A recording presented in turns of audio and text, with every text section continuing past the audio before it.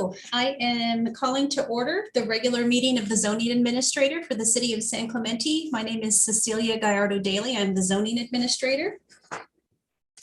The first item on the agenda today is to receive and file the minutes of the zoning administrator meeting for June 3rd, 2021. So received and filed. The next item on the agenda is oral and written communication. This is the time on the agenda when a member of the public may address the zoning administrator on any item that is not on the agenda. The zoning administrator is not permitted to address the item. I have not received any requests for oral or written communication at this time. So I will move on to the next item on the agenda, which is our public hearings. The public hearing process includes a staff presentation, a presentation by the applicant not to exceed 10 minutes, public testimony not to exceed 3 minutes per speaker. Following closure of the public hearing, the zoning administrator will respond to questions raised during the hearing, discuss the issues, and act upon the matter by motion. So the first public hearing item we have on the agenda is a minor architectural permit for the Seacrest apartments. And we'll have our staff planner, David Carrillo, give us a presentation on this item. Thank you, David.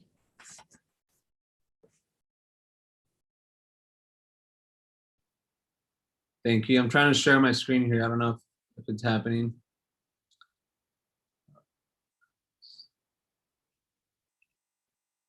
I do have a PowerPoint that I want to share.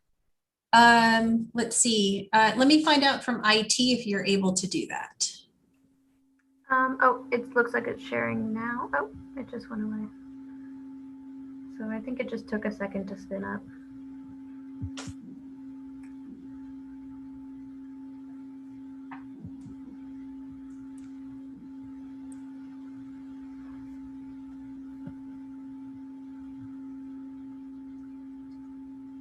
Is it giving you the option still?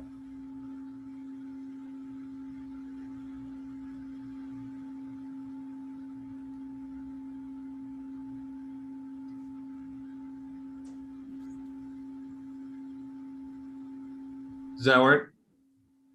Yes, so I see your screen. I don't quite see the full PowerPoint yet. There you go. Now it's working. All righty. Sorry about that. Thank you again, Cecilia. So yes, we have the Seacrest Apartments Garages project before us today. That's MAP 20-040. And I do want to note that this project was continued from the June 3rd zoning administrator meeting. And that was to give staff additional time to properly notice the project. So the project is located at 240 Avenida Vista, Montana. It's in the Rancho San Clemente specific plan within the residential medium zone. It's a little bit of background here. Since the request is related to garages here, we do have an existing parking count of 804 spaces, where 810 parking spaces are required. The development does provide both covered and uncovered parking spaces. So the request here is a minor architectural permit for the construction of 1-story, 6 garage buildings with 6 one-car garages in each. What this creates would be tandem parking spaces, since they will be constructed in front of existing parking spaces, and also will be replacing some landscaping. So simultaneously, it is a minor modification to the original site plan as well. And just to give us an idea of where the project area is, so the image to the right highlights in red where these garages will take place. And then the image to the left, as an example, that's provided in plans on how the garages will be placed in front of the existing parking spaces.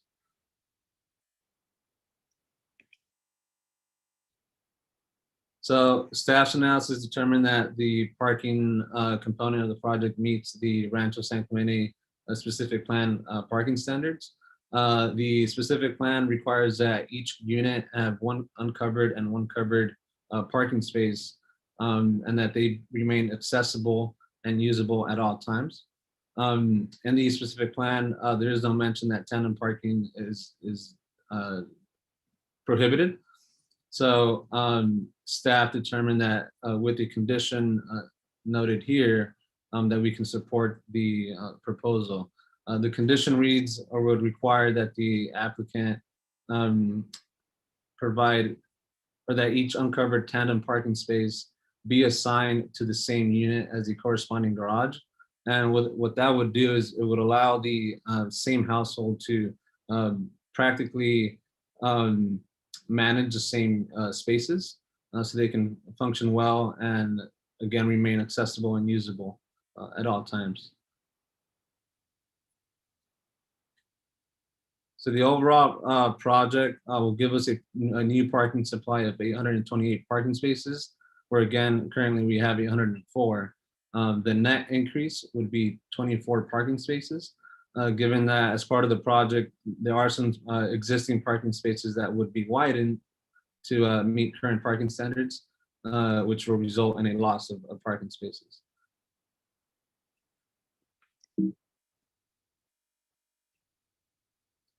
So this project was routed to the Orange County Fire Authority and Engineering to review topics related to the fire lane, just to make sure that no impacts or obstructions to the fire lane would occur. We looked at slope stability, traffic circulation, and water quality. Staff determined that the project is consistent with goals of the Hillside Development Ordinance, and that ridge lines are not affected, historic or cultural man-made features are non-existent, and the current remaining landscaping will continue to preserve the character of the hill.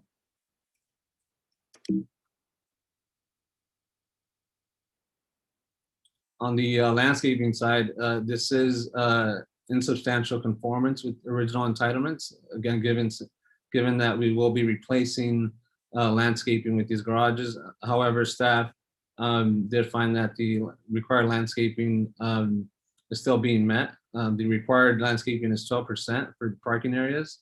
The project provides 39%. And lastly, the architecture, we determined that it is consistent with the general and specific plan design guidelines in that the style, scale, mass, form, and materials and colors are compatible with the existing development. We also did receive 2 public comments that I can read after we close the presentation.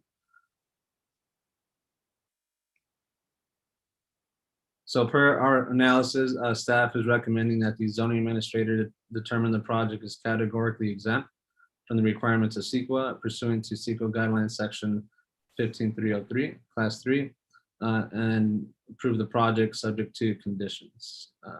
And I do have the applicants available as well for any questions. Okay, thank you, David, for that presentation. So just to clarify, you talked about the landscape. So the landscape that is to be removed to accommodate the new garages doesn't create a deficit in the required landscaping for the project. That's correct. Okay, all right, thank you for that clarification. All right, I will turn it over to the applicant now to see if the applicant team would like to make any statements or comments regarding the project. The applicant's satisfied with David's presentation. We welcome any questions though. Okay, all right, thank you very much. I don't have any questions for the applicant team at this time. So I will now open the public hearing. And David, I understand we do have a couple of public comments to read into the record. Yes, we do. I'm not sure how long is the first one, but I'll read until I can. Okay. So the first one is from Cheryl Bryant. Here are my concerns regarding the Seacrest Apartments Garages project. The project should require an environmental review, no exemption. Extra parking can be gained by just installing extra carports. It is not necessary to build garages. You claim that only vehicles can be stored in these garages, but the reality is that tenants will use these garages for storage. Plenty of illegal things are stored in these types of garages, such as guns, drugs, criminal evidence, dirt bike, motorcycles, as well as things that can bring vermin to the area.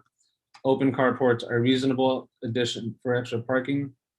The design of these tandem garages will create a definite safety issue at the apartments. To enter these garages, the parking spot in front of them requires that the parking spot be empty for anyone to pull in and out of the garage. This will require a lot of backing out and pulling back backing in to clear the parking space that is in front of the door to the garage. This is not safe for the residents of the apartments, especially the children that live there. Increased motor vehicle activity only creates more opportunity for an accident. There's not direct access from a driveway to these garages. It is a poor design and will only create more problems. Therefore, only carports should be put in and they should have direct access, not a tandem situation.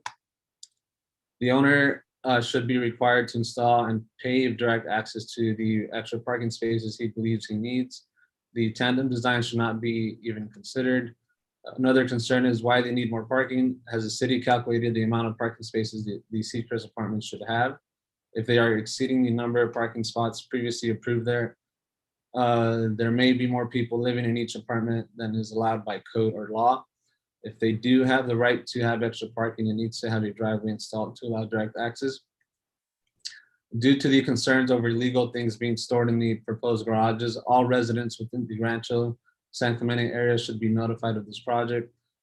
Letters were only sent out to those that live within 300 feet of the project. Clearly, any project within the Rancho San Clemente area impacts every resident within the area. The notification to residents is woefully inadequate.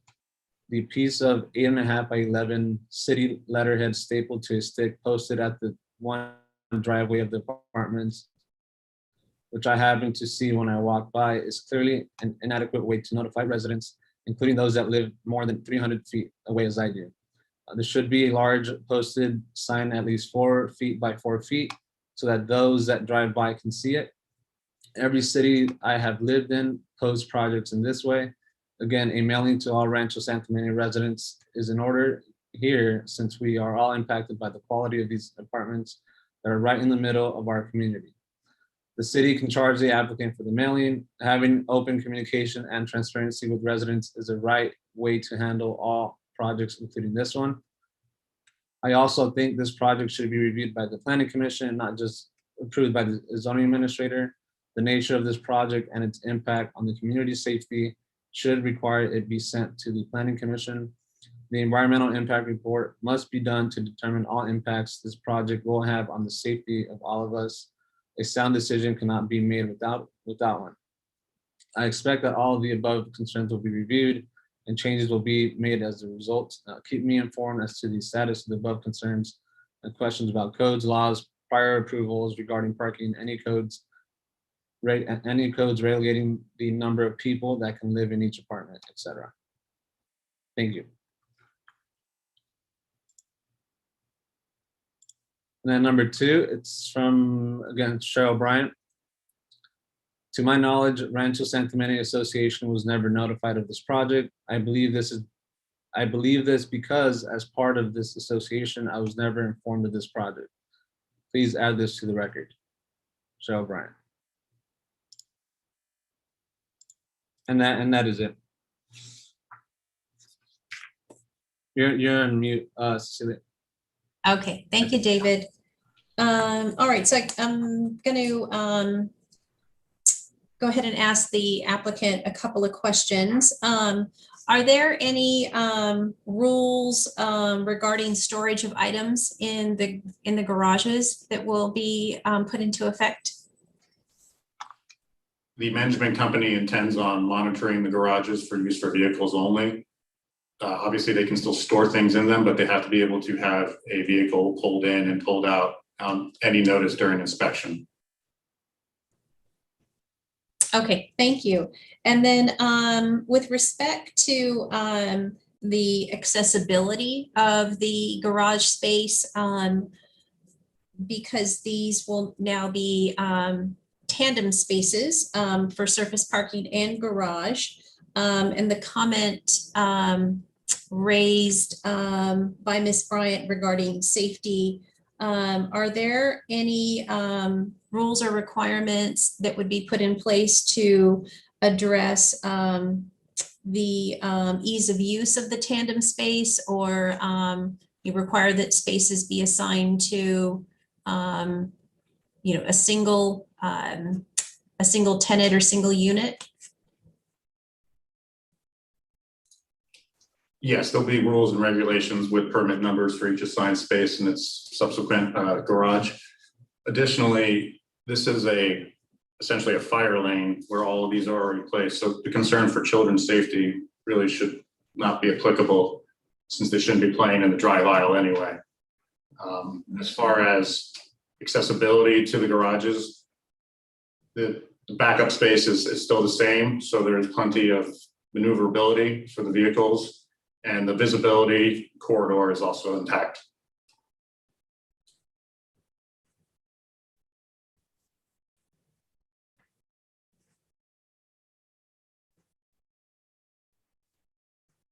Okay, thank you very much. Cecilia, then can I also just remind, just for the record, that we have that condition that I mentioned during the presentation that would require that one unit be assigned to the garage and the tandem space behind it, right in front of it. Okay.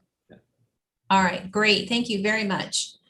So I'm going to go ahead and close the public hearing now. And then, you know what, I actually do have one follow-up question for the applicant related to the garage doors. The plan sheet A160 identifies the garage door material to be wood composite or metal sectional garage door. Has that just not been decided yet? That's why those options are listed. Yes, we're still leaving our options open for when we need to go before the HOA and gain their approval. Okay, great. All right, thank you. Okay, well, I don't have any more questions. I've reviewed all of the plans for the project, read through the report in detail, the conditions, and the draft findings, and also took into account the comments by Ms. Bryant. The proposed garage buildings are designed, first of all, to be consistent with the architectural style of the existing development, with similar materials and colors. The existing fire lane is not impacted by the proposed garages. I know that the Orange County Fire Authority reviewed the project and does not have any concerns with the proposed garages. The applicant did identify that that there's adequate maneuverability with respect to accessing the garages. So I think that addresses the safety concerns raised by the commenter. And in addition, the visibility of that corridor for cars to be able to pull out of those spaces remains intact. So I feel comfortable that the proposed project does not add an element of safety concern to the site or the existing apartment complex. Traffic circulation is not negatively impacted.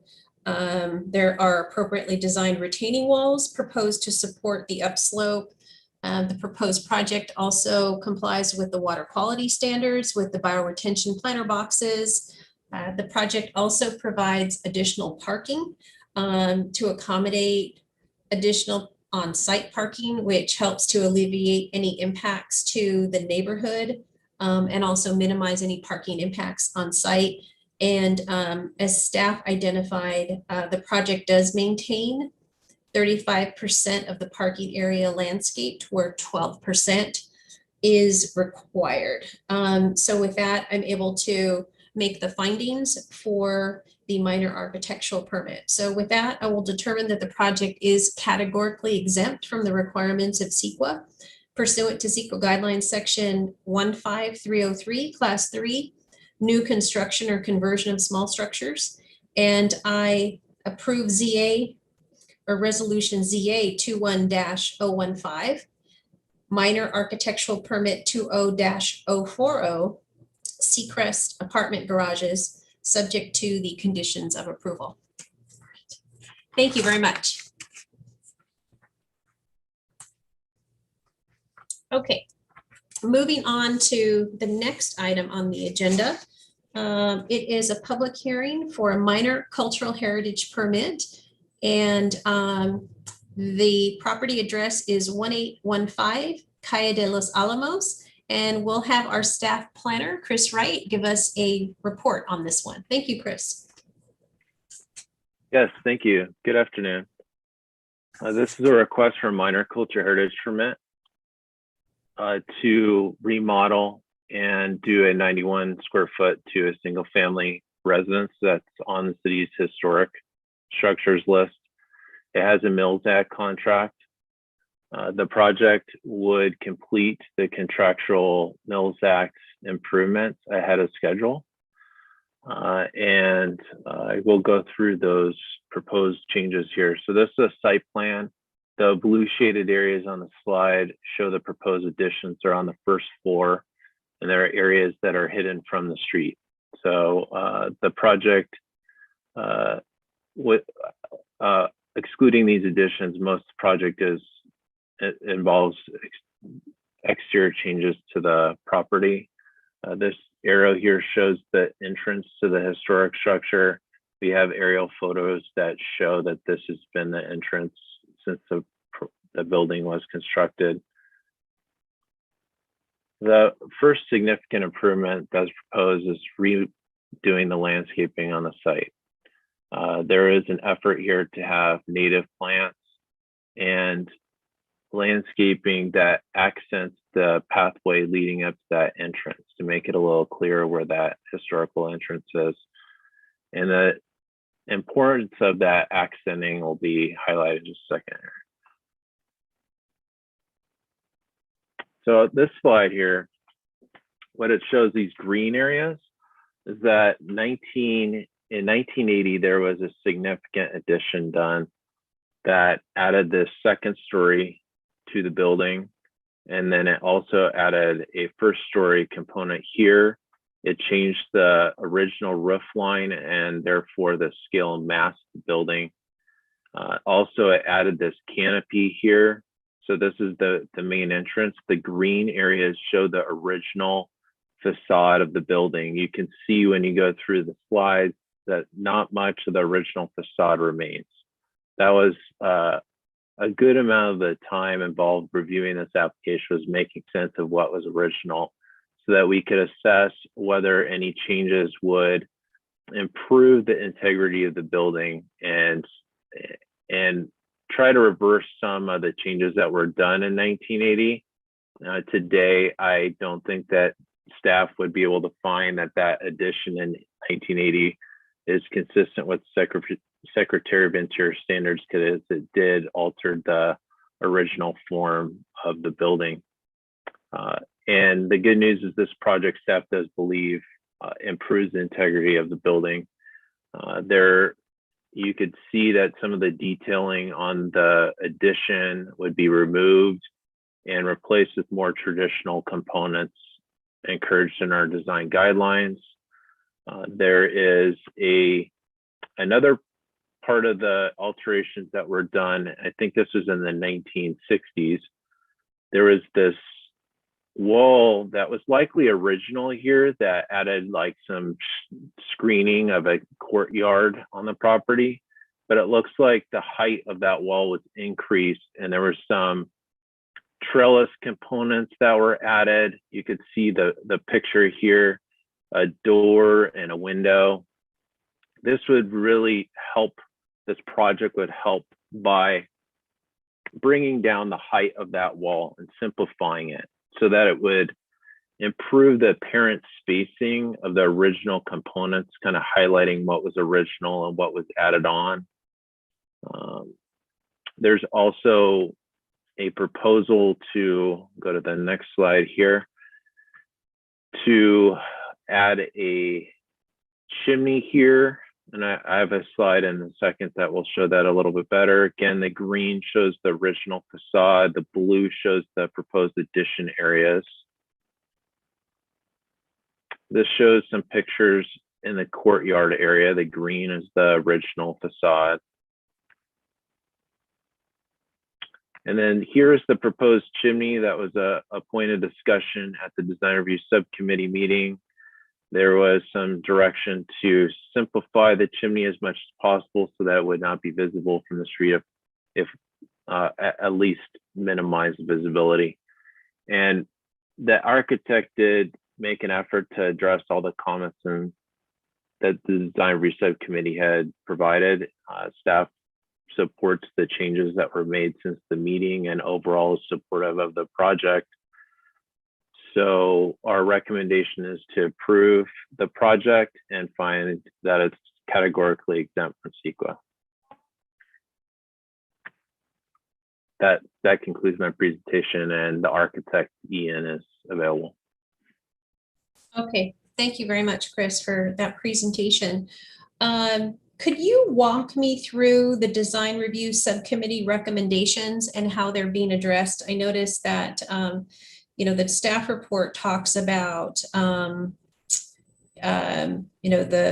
project repairs, restores original materials where feasible, and there was a discussion at the design review subcommittee about making those changes that the committee felt would comply with the Secretary of Interior standards. So if you could walk me through the design review subcommittee's recommendations and how they're being addressed, that would be great. Thank you. Sure. So one of the first comments was about the garage door, and ideally maintaining a regular garage door, not a sectional door if possible.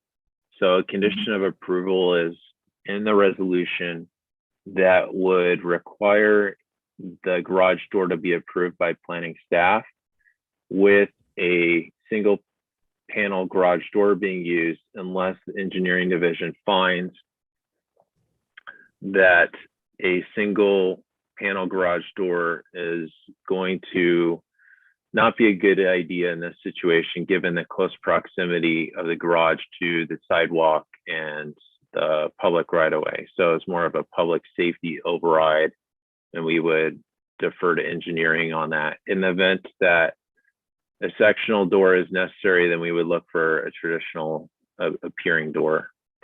So that's that comment. Then there was a comment regarding the landscaping, 2 alternate trees being used at the street, and that change was reflected in the landscape plan to accent the pathway to the primary residence by using olive trees there. So that was done. For the chimney, there was a comment to, like I had mentioned, to reduce the visibility of the chimney. Ideally, not even to see the chimney, because again, the second story addition in 1980 changed the form and the roof line of the original building. So none of that is original now. And it can be a little challenging, therefore, to distinguish what is original and what is new. And so I think that there was a lot of discussion about the chimney. And the comment was, if you can, try to make it go away. So either see if there's another solution that is 1 story, or moving the chimney. And then if that can't be done, try to minimize the massing or the detailing so that it's as minimally visible as possible. And then also to change the cap of the chimney, not only the new chimney, but then the existing cap, to just improve the look of it.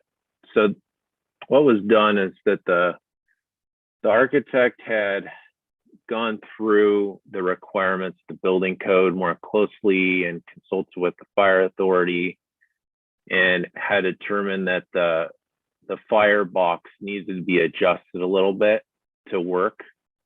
They the architect did explore moving the chimney or making it a one-story element, and they found that that would not be that functional in the courtyard due to the lack of space. And the courtyard is an important, I think, character defining feature of this building when you look at like the overall layout of the property. So it's concluded, look, and design review subcommittee did not say don't have a chimney. They just said try to do whatever you can. So they reduced the amount. Here I have a slide. I can go to the. So they reduced the massing of the chimney where they could widthwise. They brought the height of the chimney down, and then they changed the cap of both chimneys to be nicer in appearance. Overall, when you look at the chimney location from Calle de los Alamos, it is pretty screened from the street. And then from Calle Primavera, you have to look at it at a certain vantage point to see it. So staff feels like the changes are good enough in spirit of the subcommittee comments. And then the other comments were about the stairway and the balcony that I had showed on the front of the building, trying to minimize the mass of the stairway by having more of an open railing. They did that. And then they trying to look at having more consistent materials on those guardrails. So they're proposing, like the design review subcommittee had suggested, having maybe perhaps wood railings for the decks and the stairway, and then wrought iron for the Juliet balconies. I think that covers it. One other thing that I do want to emphasize, though, is the landscaping. There's a lot of time that went into that plan. It was something that staff really strongly recommended the applicant to pursue, with the idea that we can't reverse the second story addition. It's there. And so there was an effort made to include vertical landscaping to soften that two-story element and try to minimize focus of it on Calle de los Alamos, so that more of the visual focus is on the one-story original part of the building. Okay, thank you. Yeah, I see where the landscape materials are a significant part of addressing that area of concern. Now, the one thing that you didn't touch upon was the recommended elimination of the keyhole door and roof tile on the garden wall and replacing the door with a simpler but attractive gate. Oh, yeah, thank you, sorry. Yeah, so there was originally a keyhole door like Casa Monica, and staff had discouraged using that because it is a iconic door, character defining feature unique to the Casa Monica. This is not the entrance to the building, and the design guidelines call for accenting the primary entrance. So the design of this garden wall has changed substantially since the design review subcommittee comments. If anything, this is the best part of the revision that was made because it simplifies the design. It's actually pretty close to what staff was hoping for the applicant to accomplish by making the garage in the historic home, making it clear that those are the original parts of the structure.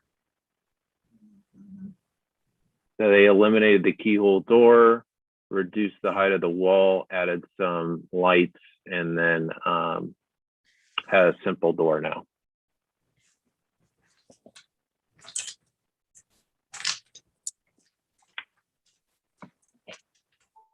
All right, Chris, thank you very much. I don't have any other clarifying questions for you.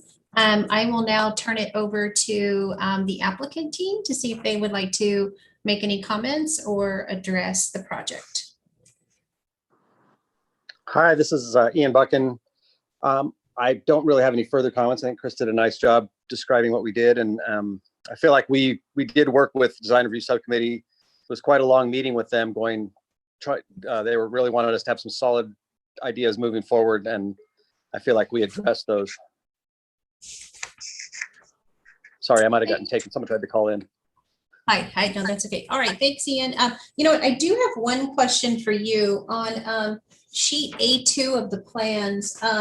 One of the notes in the legend is, it's note O, and it says existing non-historic wall, window, and door to be modified appears to have been an existing covered porch that was framed in by previous owners. And I didn't see O on the plans. So it's in the Let me look. legend. Okay, but I didn't see it on the plan. And I might have just missed it. So if you could point it out to me. Yeah, let me open the drawings sheet. Which one? Okay. A. It's O. Oh, I'm sorry. Oh, Sheet A2. A2.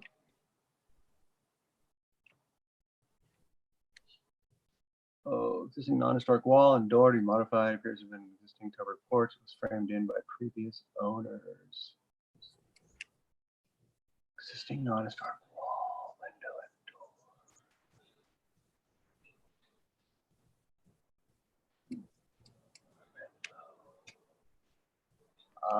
door. Wall, window, and door.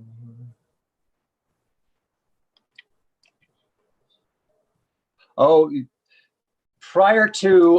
during this process, on the back of the garage, there was a previous addition that was just put on the back of the garage with a door and a window. And that was cracking, and it was actually looking like it was doing some damage to the existing garage.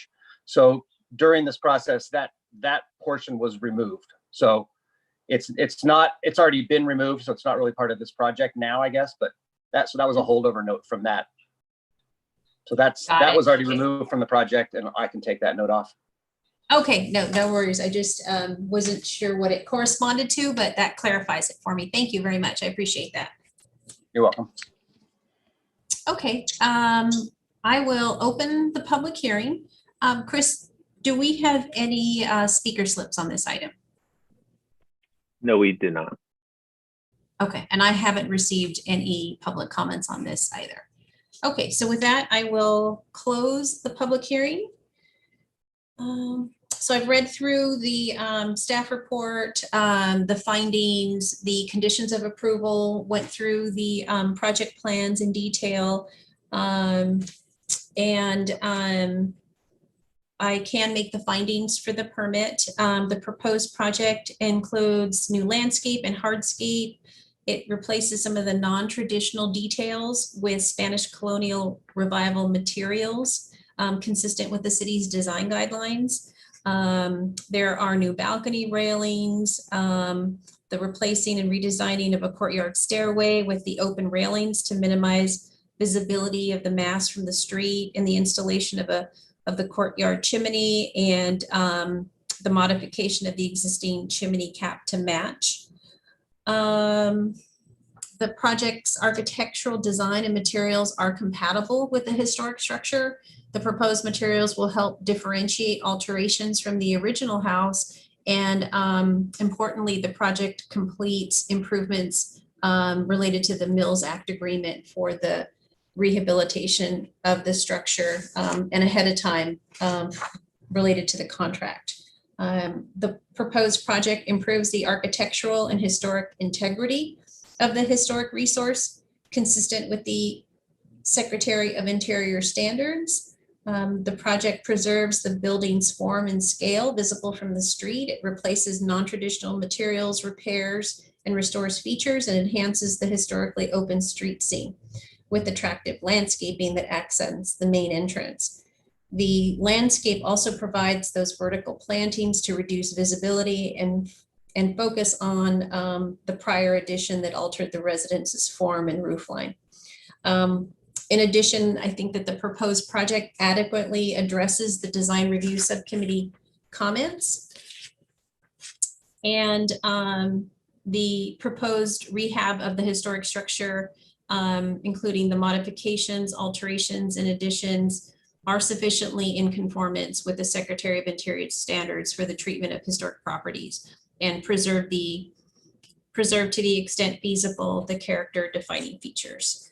So with that, I will determine that the project is categorically exempt from the requirements of CEQA pursuant to CEQA guidelines section 15301, class 1 existing facilities. And I approve resolution ZA 21-008, minor cultural heritage permit 20-083, the Lindbaum residence, subject to the conditions of approval. Thank you. Thank you. Okay. Yeah, thanks. Okay, moving on to the next agenda item. It is new business. Seeing none, we'll move on to the next item, old business. Seeing none, I will adjourn this meeting to the next regular meeting of the zoning administrator to be held on Thursday, July 8, 2021 at 3 p.m. via teleconference.